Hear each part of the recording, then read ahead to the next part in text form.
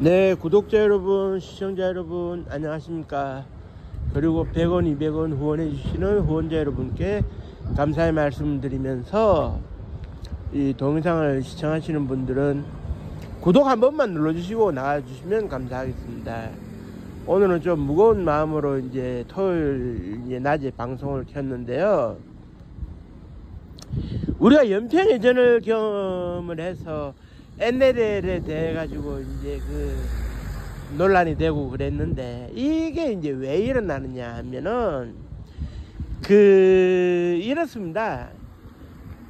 남북한의 충돌을 방지하기 위해서 이제 서해에서 완충구역을 설정하다 보니까는 서로 간에 이제 합의가 된 것은 이 정도까지만 가자 해서 어로 한계선이라고 있는데, 문제는 이 어로 한계선 이 안에 들어가야지 꽃게가 신나게 잡힌다는 겁니다. 연평도 백령도 근해에서는 꽃게가 잘 안 잡혀요.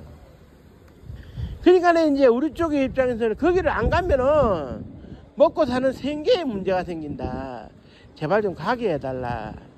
그런데 지금 현재 북한은 자기 쪽 어로 한계선에 있어가지고 자기들이 조업할 여력이 없으니까 중국 쪽의 배에다가 세금을 받고 이제 입어를 하게 해주는데, 그래 이제 중국 배들이 싹쓸이해 간다는 논란 속에 우리는 거기를 못 들어가면 이제 죽으니까 생계 유지가 안 되니까 제발 넘어가게 해달라. 그런데 이게 악순환일 수밖에 없는 게, 그렇게 넘어가다가 50년대 중반부터 북한이 어선을 납포하기 시작을 하면서 북한에 끌려갔다 온 사람도 있고, 끌려갔다가 오지 못하는 사람도 있는데, 뭐라 그래야 될까요? 북한에서 실익이 있다고 하는 것은 그런 배를 납포해가지고 자기들이 쓴다는 거는 있겠죠. 새롭게 자기들 국기도 달고 도색해가지고.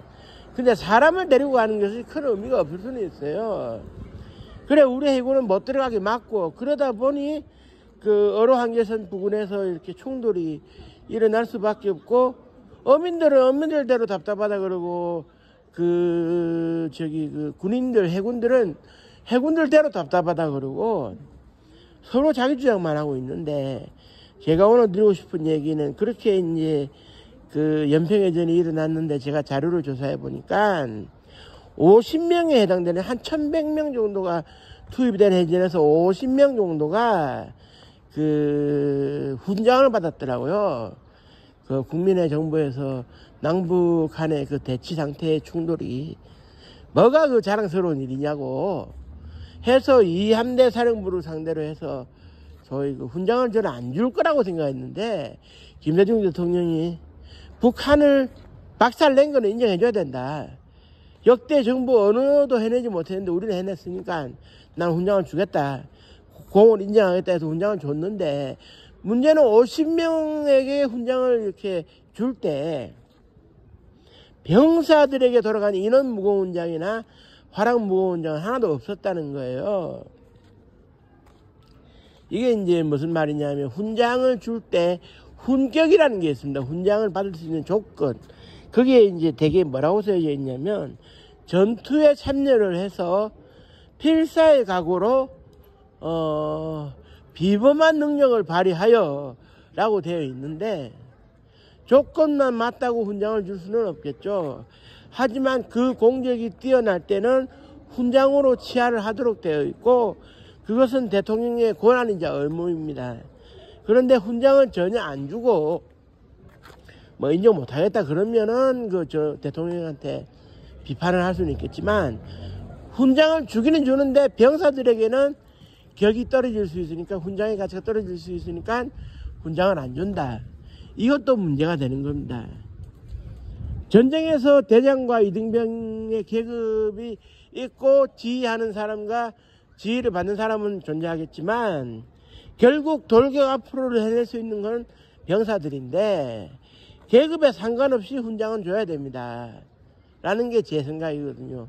공이 있는데 계급을 가릴 건 없다. 다만 훈장의 격은 좀 다를 수 있다. 예를 들면 대장이 이제 지휘를 잘해서 승전보를 올렸을 때 태극 무공 훈장을 주면 병사들에게 화랑무공훈장 또는 인원무공훈장을 줄 수는 있다. 하지만 훈장 주는 그 자체를 차별해서는 안 된다. 근데 이 어느 틈엔가 이제 우리가 이제 한국전쟁 이후에 훈장이 이제 남발되는 걸 보면서 소위 포업 내기 위해 가지고 하나의 이력서의 하나의 수단으로서 훈장을 너무 남발하는 경향이 있고, 병사들에게는 훈장이 인색한 이것은 그 전근대적인 사고방식이고 군사정부의 사고방식으로서 이게 좀 문제가 될 수 있는 것 같은데요. 예를 들면 1980년 상황에서 훈장이 90개가 남발이 됐죠. 전투가 없었는데 훈장을 줬어요. 90개나. 그러면 훈장을 왜 주느냐? 뻔하지 않습니까? 전두환 장군이 대통령 되기 전에 폼이 한번 나야 되겠는데, 그러려면 태극무고훈장 하나 줘야 되지 않겠느냐. 그래서 태극무고훈장을 하나 주다 보니 혼자 받기는 뭐 하니까 이지성 참모총장이라든지 노태우 장군, 정호영 장군 이런 사람에게도 훈장을 준다. 그래서 자기보다 등급이 낮은 을지무공훈장, 충무무공훈장 이런 거를 막 줬어요. 공적을 가리지도 않고 그냥 개국공신이기 때문에 훈장 하나씩 준다. 이것도 문제가 되는데, 거기서 계엄열선에서 가장 고생을 한 군인들에게는, 그 병사들에게는 훈장이 없었던 것도 좀 안타까운 일이고요. 훈장은 결국 이제 훈격에 따라서 받아야 할 사람이 받는 건데, 받지 말아야 할 사람이 받는 건 문제가 되겠죠. 그러나 받아야 될 사람이 못 받는 것도 문제가 됩니다. 계급이 낮고 사병이라는 이유로 훈장을 줄 수는 없다. 그 수많은 병사들을 어떻게 훈장을 주느냐. 이것도 우리가 고민해 봐야 될 지점인 게, 그 군인들이 연평해전에 이제 뛰어들었다 해가지고, 죽기를 각오로 해서 이제 연평해전에 뛰어들어가지고, 북한 함정을 들이받아서 침몰을 시키는 전과를 올렸을 때, 그분들이 훈장을 바라고 싸우지는 않았을 겁니다. 군인의 기본 자세는 적군을 물리치는 거기 때문에 군인의 기본 자세로서 교육받은 대로 실전에서 행했을 뿐이에요. 하지만 결과론적으로 누구에게는 훈장이 돌아오는데 누구에게는 훈장이 돌아오지 않는다면 그 병사들 입장에서는 섭섭할 수가 있죠. 훈장도 계급을 따지나. 훈장은 처음부터 끝까지 계급이 중요한 게 아니고 전공을 따져야 돼요. 그 위치에서 어떤 일을 했느냐. 전공을 따져야지, 너는 계급이 낮으니까 줄 수 없어. 이거는 말이 안 됩니다. 훈장은요, 마구잡이로 준다든지 줄 사람을 주지 않았을 때 훈장의 품격은 자연적으로 떨어질 수밖에 없어요.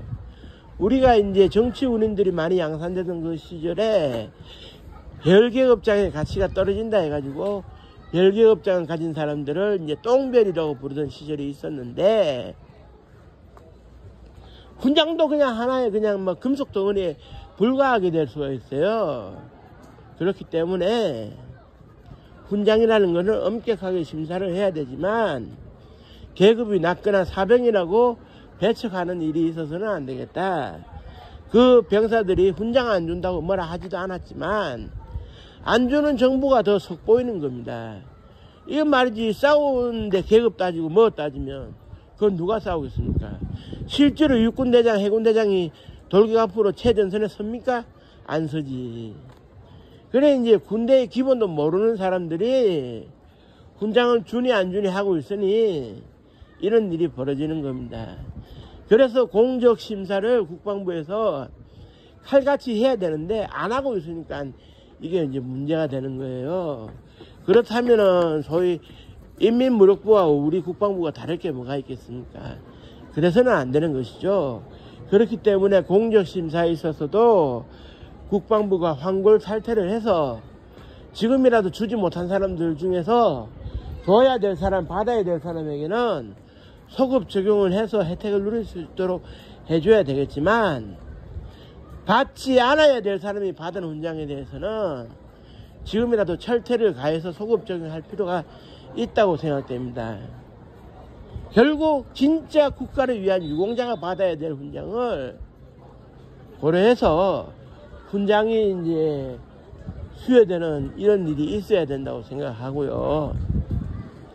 군장의 품격을 스스로 더럽히는 일을 국방부가 하지 않았으면 하는 바람으로 오늘 짧은 시간을 내 가지고 방송을 하나 켜봤습니다.